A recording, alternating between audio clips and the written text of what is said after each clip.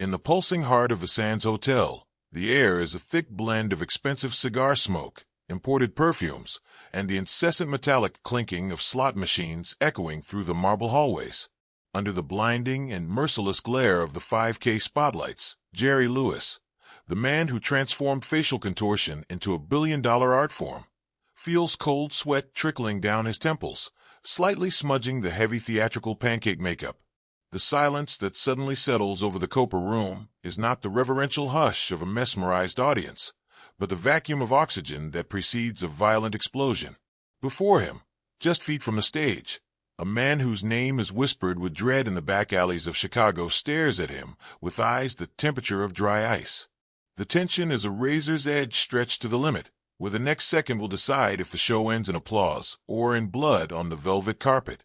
At this exact moment, the mask of America's most beloved comedian threatens to crack, revealing the fragility of an artist walking the tightrope between immortality and absolute tragedy.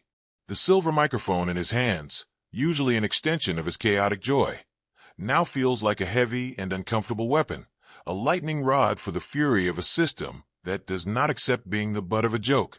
Jerry knows he has crossed an invisible line, a border drawn by the ego of a monster who finances the very glow of that city of sin. The world around him disappears. There is no more orchestra, no more waiters, only the primal confrontation between the freedom of the creative spirit and the absolute control of brute force. From here on, every word uttered will be a move on a chessboard where life is the only piece in play, and checkmate is just one sentence away. Before we move on to the unfolding of this historic confrontation between genius and crime, if you want more powerful stories like this, comment your opinion below, leave a like, and subscribe to the channel. This helps us continue bringing intense accounts and deep dives into the psychology of great legends. The Las Vegas of the late 50s was a neon mirage built on desert gravel and the blood of those who dared to defy the unwritten rules. The Sands Hotel was the crown jewel of this empire, a place where elegance and brutality dined at the same table, sharing the same aged whiskey. Jerry Lewis was not just an attraction on the marquee. He was the owner of the night, the phenomenon who brought in millions and ensured the baccarat tables were always full.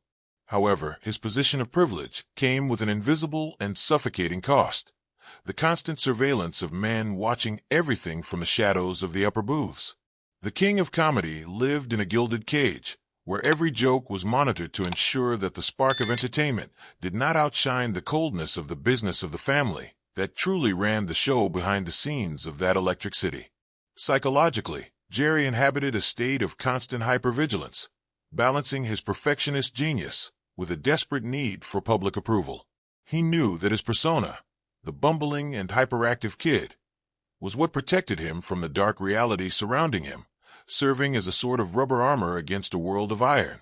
Behind the cameras and the velvet curtains, Lewis was a methodical man, a technical director who controlled every millimeter of his stage.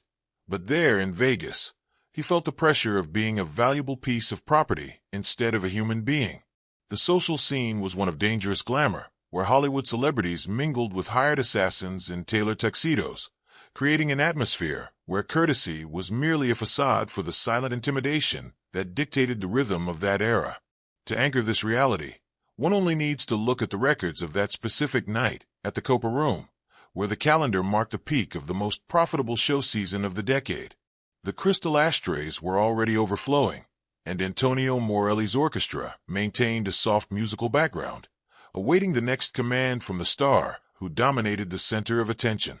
Jerry was in his element, sporting an Italian silk suit that reflected the bluish light of the room, while manipulating the audience with the precision of a surgeon.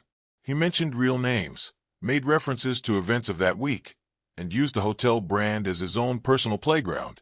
Nothing seemed capable of shaking that structure of success, until Jerry's eyes met those of a man sitting at table 1, a spot reserved exclusively for those who do not ask permission to enter. The conflict, though still latent, began to manifest in the rigid posture of the security guards flanking the exit doors.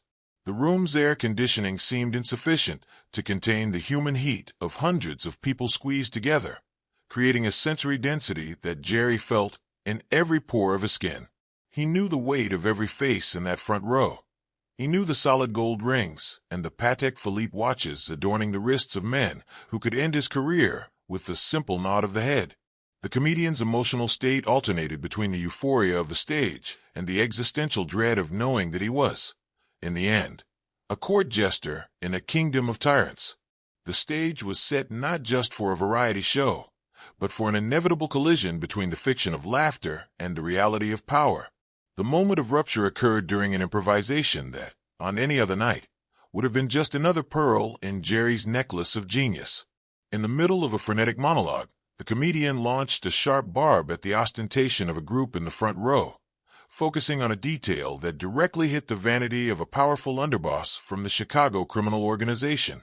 The audience's laughter echoed like a wave against the velvet walls, but at the epicenter of that table, the sound died instantly. The mobster did not smile. Instead, he leaned forward, allowing the spotlight to reveal the pale scar on his face and the icy glint of deep discontent. The air in the room seemed suddenly sucked out by an invisible vacuum, transforming the collective enthusiasm into a palpable discomfort that caused the orchestra musicians to slow the tempo of their instruments. The interruption was not loud, but it was absolute. The man in the lead gray suit rose slowly, defying Las Vegas etiquette and the authority of the stage, and walked to the edge of the wooden platform where Jerry reigned. He didn't scream. He simply placed a heavy whiskey glass on the floorboards with calculated force, generating a dry, metallic sound that reverberated through the sound system via Lewis's open microphone. The silence that followed was a sentence. The mobster uttered a short phrase, a low command demanding that Jerry retract his statement immediately, right there, in front of all his subjects and admirers. The threat needed no exposed weapons. It was contained in the man's predatory stance and the certainty that no one in that room would dare intervene on behalf of the artist. The narrative shift was immediate and visceral, changing the genre of the night from comedy to a psychological suspense thriller in a fraction of a second. Jerry Lewis, who seconds before was a living spring of energy and jokes, froze, becoming a statue of flesh under the cruel white light. The audience, once a single body of joy, fragmented into hundreds of terrified individuals who avoided eye contact, feeling they were witnessing the end of an era or the beginning of a tragedy. The incident burst the bubble of protection that fame provided, leaving Jerry exposed in his rawest and most vulnerable humanity. The balance between the artist and the system was shattered, and the violent reality of the financing behind the neon lights finally collected its debt in a public and humiliating way. Jerry felt the weight of the silver microphone increase, transforming from an instrument of connection into an anchor pulling him into the abyss. If he apologized, his artistic dignity would be pulverized, making him a pathetic servant in the eyes of the world and himself. If he remained silent, the violence promised by the antagonist's gaze would surely find him in the dark hallways backstage or in the deserted parking lot after the show. The inciting incident put Jerry in an existential dead end, where time seemed to have dilated, turning his heartbeats into drumbeats that only he could hear. The show had stopped, the mask had fallen, and now the world waited to see if the man behind the kid possessed the courage necessary to face the monster staring back at him. Jerry Lewis remained static, his short breaths fighting against the knot formed in his throat. He looks at the silver microphone in his left hand. The metal is hot, charged with the static electricity of a show that has lost control. Internally, a whirlwind of childhood memories, of hunger and the struggle to reach the top, collides with the most basic survival instinct. He knows that object is not just a voice amplifier, but the only physical barrier between him and the man who wants to see him on his knees. The audience's silence is so dense that Jerry can hear the subtle hum of the light transformers in the ceiling of the Copa room.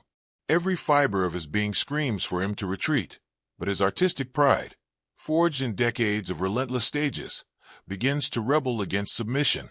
The mobster remains at the edge of the stage, a specter in a gray suit exhaling the smell of expensive tobacco and an authority that does not recognize humor as a defense.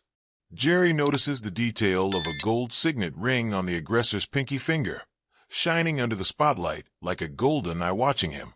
The scene cuts to the back of the room, where the maitre d's and waiters, usually agile and invisible, stand like pillars of salt, fearing that any sudden movement will trigger chaos.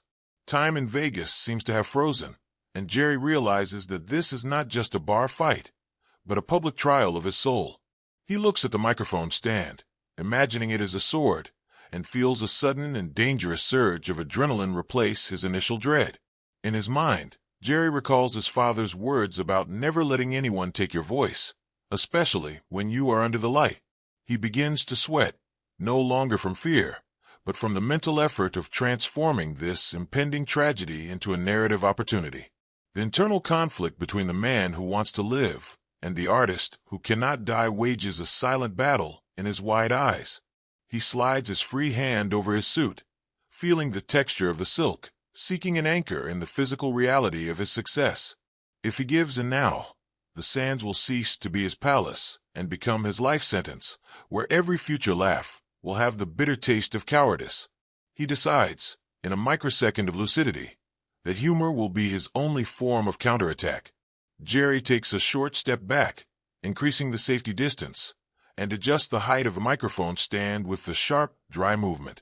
The sound of grinding metal cuts through the silence like a scream, making several spectators in the third row jump in their seats.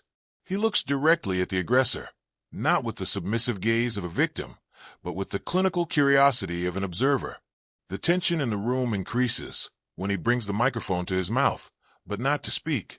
He just blows lightly into the capsule, testing the sound system.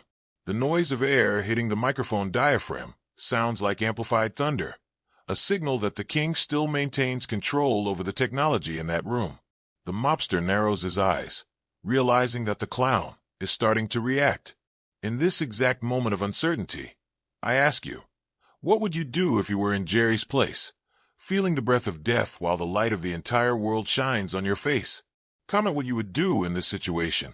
The transition is sudden when Jerry lets out a short, dry laugh completely devoid of joy, a sound that seems to come from the bottom of a tomb. He breaks the ice not with a joke, but with a cutting observation about the posture of the man in front of him, comparing his rigidity to that of a cheap wax statue. The audience lets out a collective gasp, a sound oscillating between relief and absolute panic at seeing the comedian's audacity. Jerry now paces back and forth on the stage like a caged animal that has discovered the bars are unlocked. He uses the symbolism of his own image, the impeccable suit, the perfectly combed hair, to contrast with the raw, classless brutality of the one threatening him. He approaches the edge again, but this time he crouches down, bringing himself to eye level with the mobster, a gesture of forced intimacy that is as much a challenge as it is an insult.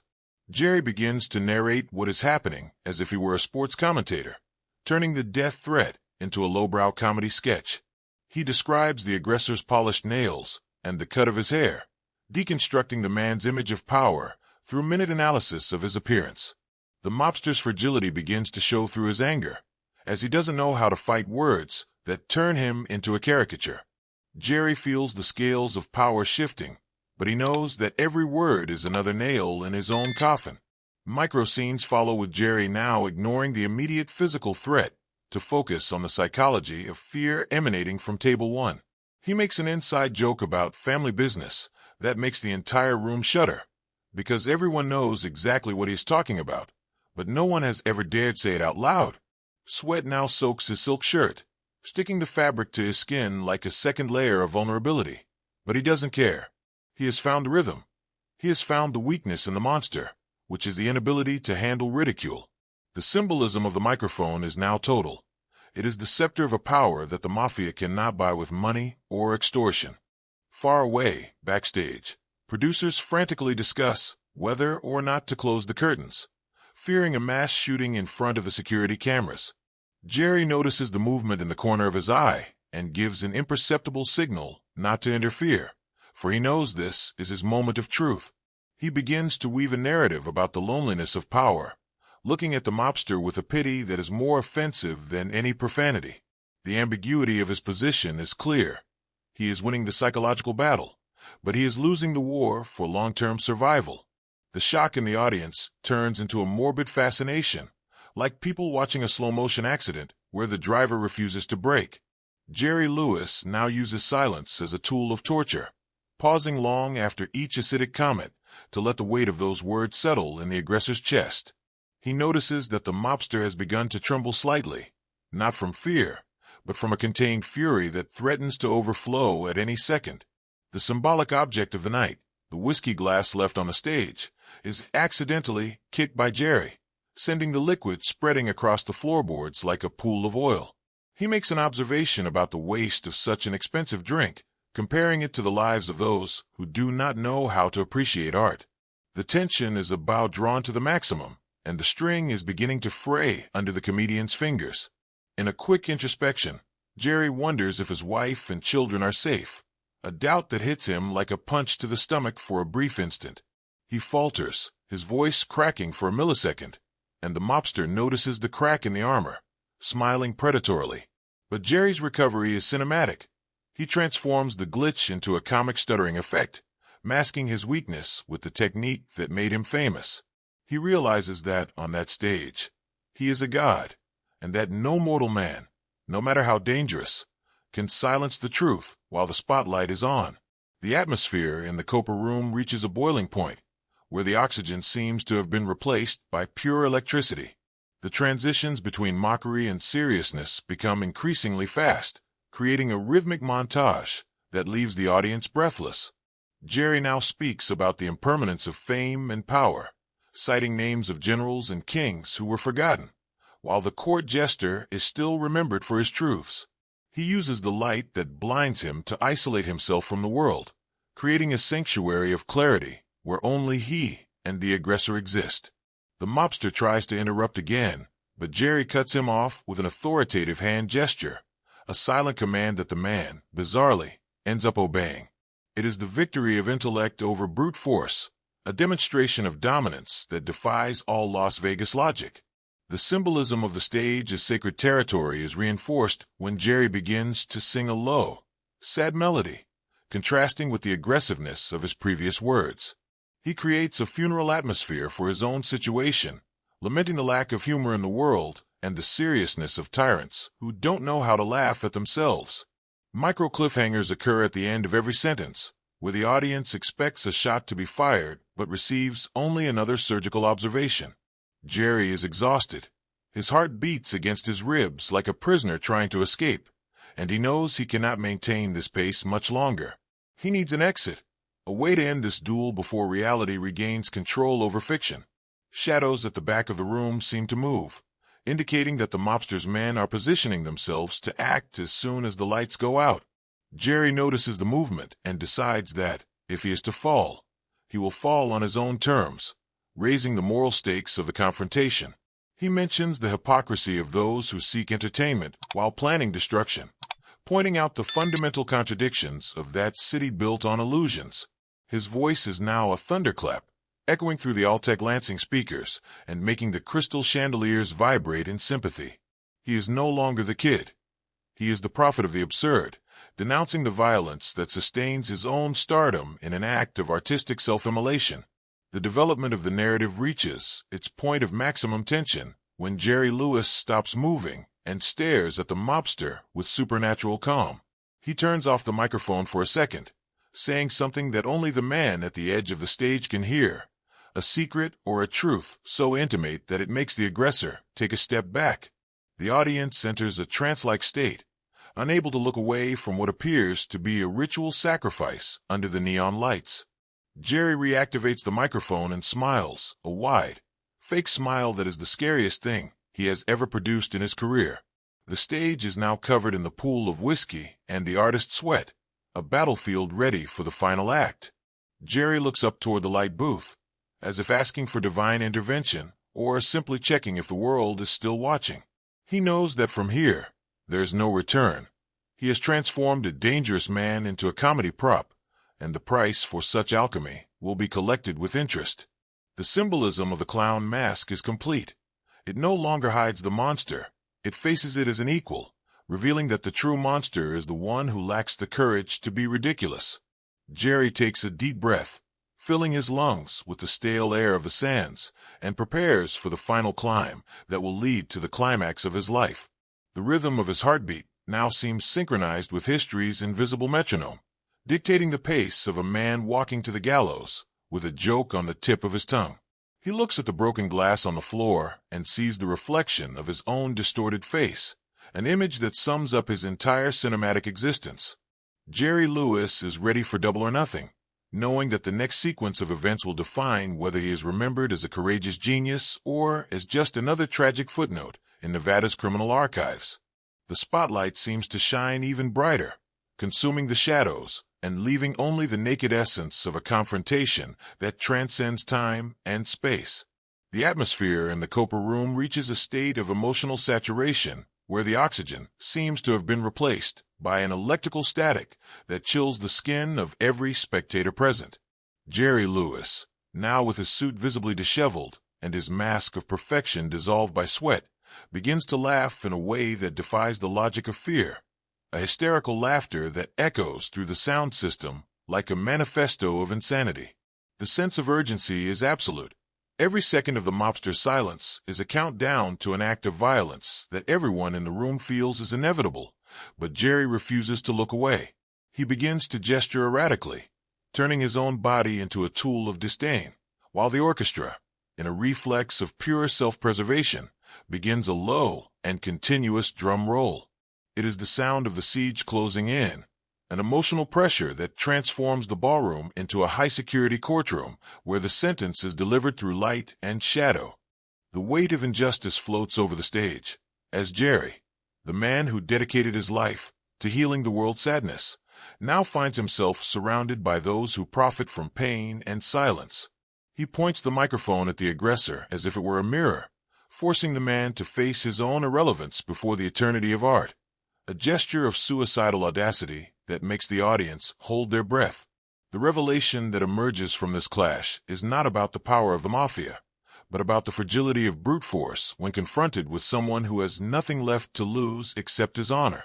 The emotional pressure is so vast that time seems to fragment, turning the space between the stage and table one into an impassable canyon. Jerry Lewis is no longer just entertainment.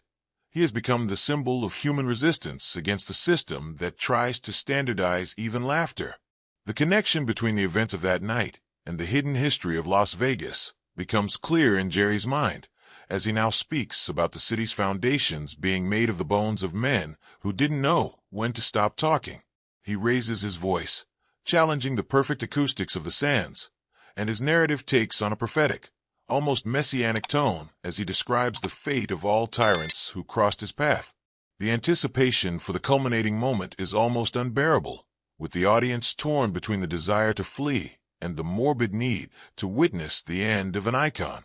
Jerry uses this collective energy as fuel, feeding his performance with others' dread, turning the room into a cauldron of primal emotions. Physical confrontation is imminent, as the mobster signals his henchmen to approach, but Jerry responds with a sudden surge in the intensity of his stage presence. The urgency of the situation is underscored by the metallic sound of a chair being dragged at the back of the room, a noise that sounds like a gunshot in the tense silence of the escalation. Jerry begins to sweat profusely, but his eyes shine with a clarity he never experienced in his most rehearsed comedies.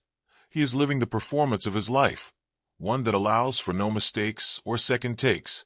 He feels the pressure of hundreds of eyes judging him, waiting for him to beg for mercy, but he delivers exactly the opposite, a declaration of independence uttered in the middle of the wolves' den.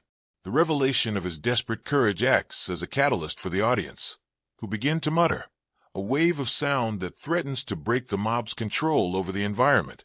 Moral tension reaches its peak, for Jerry Lewis has placed his life on the scales in exchange for a single moment of absolute truth under the spotlights. The sense of danger is amplified when the side lights begin to flicker, a technical failure or a deliberate warning from the hotel maintenance, creating a stroboscopic effect that disorients the senses. Jerry uses this visual chaos to move even closer to danger, defying gravity and common sense by balancing on the very edge of the stage, almost touching the aggressor's shoulder. He whispers words of absolute rawness into the microphone, ensuring the sound is heard in every corner of the sands, transforming intimidation into a public exposure of the system's barbarity. The psychological pressure is reversed. Now it is the mobster who feels exposed, surrounded by a crowd that, inspired by the artist, begins to reclaim its own dignity. The build-up to the climax is an ascending spiral of pure emotion, where laughter has given way to a silent cry for freedom that reverberates throughout the Nevada desert. In the final stage of this escalation, Jerry Lewis stops speaking and simply stares into the void, allowing the silence to become the final weapon against his oppressors. He feels the heat of the lamps burning his back, a sensation he associates with purification by fire, and closes his eyes for a brief moment of prayer or farewell. The world's injustice, represented by that man in the gray suit, seems small before the vastness of Jerry's talent, which now occupies the entire volume of the room with his mere existence. He takes a deep breath, a sound captured and amplified as if it were the breath of a giant, and prepares for the final gesture that will define his legacy. The audience is on its feet, not in applause, but in a state of tense vigil, awaiting the final shock between the clown and the monster that will change Las Vegas history forever. Jerry Lewis, in a movement of absolute technical precision, rips the silver microphone from its stand and leaps off the stage, landing just inches from the mobster's face. The impact of his shoes on the carpet sounds like a verdict, and the silence that follows is so heavy that time seems to have stopped completely inside the sands. Jerry doesn't scream. He simply holds out the microphone to the aggressor, as if offering a scepter to a usurper, and stares at him with a look of such profound sadness that it would disarm an army. It is the great moral turn. The clown is no longer making anyone laugh. He is forcing the monster to see its own ugliness in the mirror of humanity. Emotional tension hits the breaking point, with the audience in a state of cathartic shock, witnessing the moment when the celebrity stops being a product and becomes a martyr for dignity. The most important symbolic gesture occurs when Jerry, without saying a single aggressive word, begins to wipe the sweat and makeup from his own face with the sleeve of his $1,000 suit, revealing the exhausted, real man beneath the kid mask. He places the microphone into the mobster's trembling hands and turns his back, walking slowly toward the exit, vulnerable and unprotected, offering his fate to the whim of violence. This act of courageous surrender demoralizes the aggressor more than any insult could, for it strips raw power of its only fuel, the victim's fear. The entire room watches, paralyzed, as the most dangerous man in Las Vegas holds the sound instrument without knowing what to do with it, while Jerry Lewis walks into the darkness of the wings with his head held high. The central scene is charged with an almost sacred electricity, where the spotlight chases Jerry's back, creating an aura of martyrdom around his solitary silhouette. The climax is emotionally rewarding because it inverts the logic of dominance. The mobster, with all his strength and connections, now looks like a confused child holding a toy he doesn't understand, while the artist, disarmed and exposed, dominates the space with his absence. The big turn is not a physical fight, but a spiritual victory, where Jerry Lewis proves that the stage is the only territory the Mafia can never truly buy or control. The audience feels the weight of this revelation, a reality check that transforms entertainment into an experience of moral transfiguration, leaving an indelible mark on the memory of everyone present on that historic night in 1958. Unforgettable and clear, the moment culminates when Jerry stops at the edge of the red velvet curtain and looks back one last time, not at the mobster, but at the audience he loved so much. He doesn't make a joke. He doesn't make a face. He simply bows his head in silent thanks, a goodbye to a version of himself that died in that confrontation. The sound that breaks the silence is not a shot, but the first clap, solitary and timid, which quickly grows into a deafening ovation that shakes the very structure of the sands. The climax ends with the image of Jerry disappearing into the shadows, leaving behind a helpless aggressor under the cruel light he himself demanded. The comedian's moral authority was restored through the sacrifice of his safety, consolidating the stage as the last refuge of truth in a world built on lies. The consequences of the confrontation echoed far beyond the velvet walls of the Copa room, permanently altering the dynamic between Jerry Lewis and the powers that bankrolled his empire of laughter. Backstage, the silence was broken only by the rhythmic sound of Jerry's heavy breathing, while his assistants watched him with a mixture of terror and absolute reverence. The hotel environment, once an extension of his ego, now felt like foreign territory, where every shadow could hide a retaliation but where his authority as an artist had become unquestionable. The understanding of the central theme crystallized in that instant. Jerry was no longer just the fool hired to attract gamblers, but a man who had reclaimed his soul from those who believed they owned it by contract. The city of Las Vegas would continue its dance of light and shadow, but the balance of power at the Sands had shifted, as everyone understood that the brilliance of Lewis's talent could not be extinguished by threats. The emotional closure of that night took place in the solitude of the dressing room, where the muffled sound of the orchestra, finishing the set, seemed to come from another planet. Jerry sat before the mirror illuminated by yellow bulbs, observing the lines of exhaustion on his face that the makeup now failed to completely hide. There was no longer a need for manic energy or a shrill voice. Only the naked humanity of a father and husband who had just flirted with the abyss and returned to tell the tale.